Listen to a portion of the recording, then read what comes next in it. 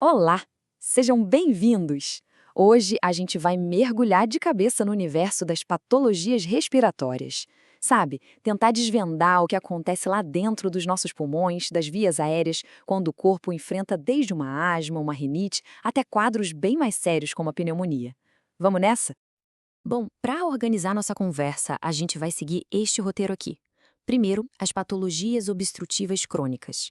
Depois, a gente sobe um pouquinho para falar das condições inflamatórias nasais. Em seguida, vamos ver as alterações estruturais e vasculares. O quarto ponto são as inflamações e infecções lá nos pulmões. E para fechar, a gente amarra tudo com os pontos-chave e o diagnóstico diferencial, bem direto ao ponto. Então vamos começar. Primeiro tópico, as patologias obstrutivas crônicas. Basicamente, são aquelas condições que, como o nome já diz, acabam limitando o fluxo de ar.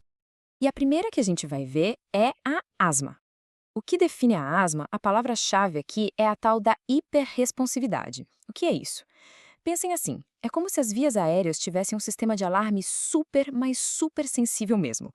Qualquer coisinha, tipo poeira, fumaça, um cheiro forte, dispara uma reação exagerada. E é essa reação que a gente conhece como a crise de asma. Olha só, o que acontece durante uma crise é uma combinação de três coisas ao mesmo tempo. Primeiro, a broncoconstrição, ou seja, as vias aéreas se apertam, se estreitam. Segundo, vem a inflamação, a parede dos brônquios incha. E para completar o combo, o corpo produz muco em excesso, que acaba entupindo tudo. E claro, existem fatores que pioram muito esse cenário, né? Fumar, obesidade, viver num lugar poluído, tudo isso joga contra. Agora, vamos falar de outra doença obstrutiva muito importante, a DPOC. E aqui, gente, tem uma palavra que muda tudo, que é o ponto central: irreversível.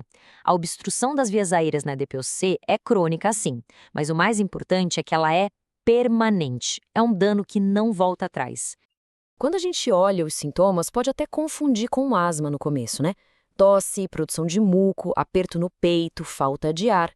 Mas a grande diferença na DPOC é que esses sintomas não aparecem numa crise e depois somem. Não, eles são persistentes, sabe? Se tornam uma companhia constante e, infelizmente, vão piorando com o tempo. É essa cronicidade, essa persistência, que é a grande marca da doença.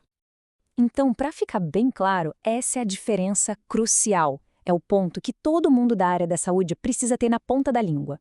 Na asma, a obstrução das vias aéreas, na maioria das vezes, é reversível. Com o tratamento certo, tudo volta ao normal. Já na DPOC, a gente está falando de uma obstrução que é crônica e, como eu disse, irreversível. O dano já está feito. Ok, saindo um pouco dos pulmões, vamos subir agora para as vias aéreas superiores e falar um pouco das condições inflamatórias que acontecem por ali.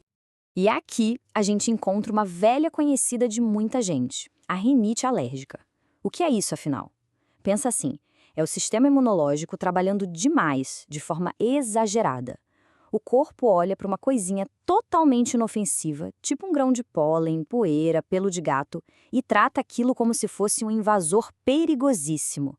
É uma reação de defesa desproporcional. E essa reação alérgica acontece numa espécie de efeito dominó, uma cascata. Olha só. Primeiro, a pessoa entra em contato com o alérgeno. Isso acorda umas células de defesa chamadas mastócitos.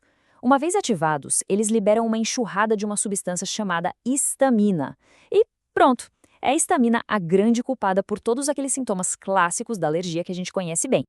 E quais são esses sintomas?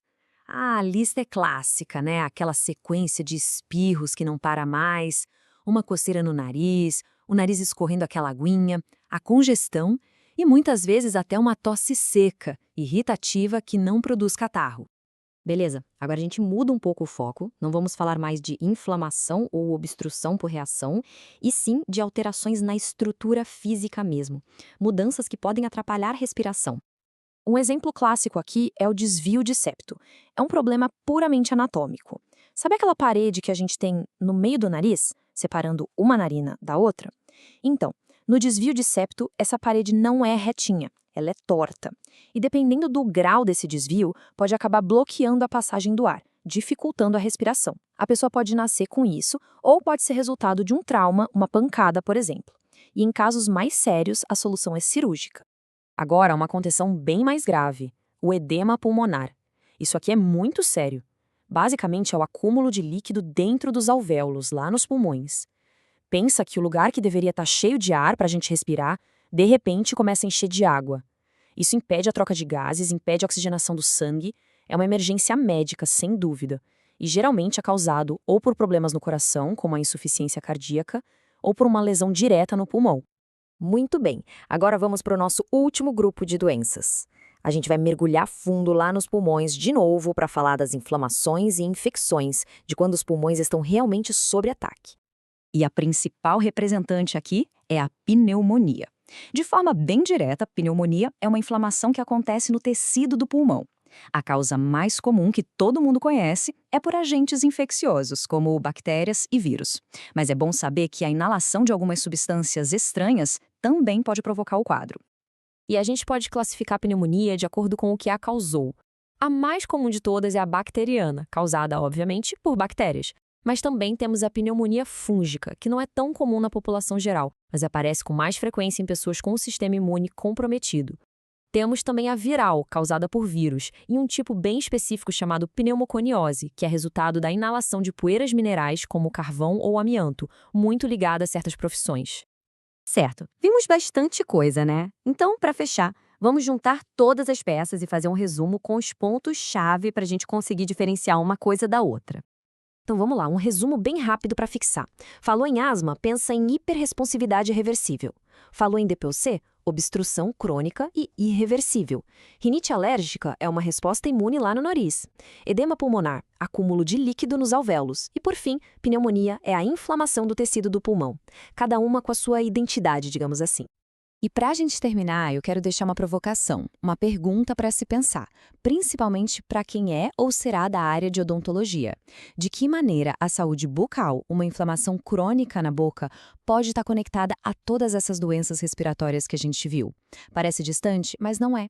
Pensem que uma inflamação crônica na boca pode se espalhar, pode ter um impacto no corpo todo, inclusive na saúde dos pulmões. Fica aí o gancho para um estudo mais aprofundado, porque essa conexão é real e muito importante.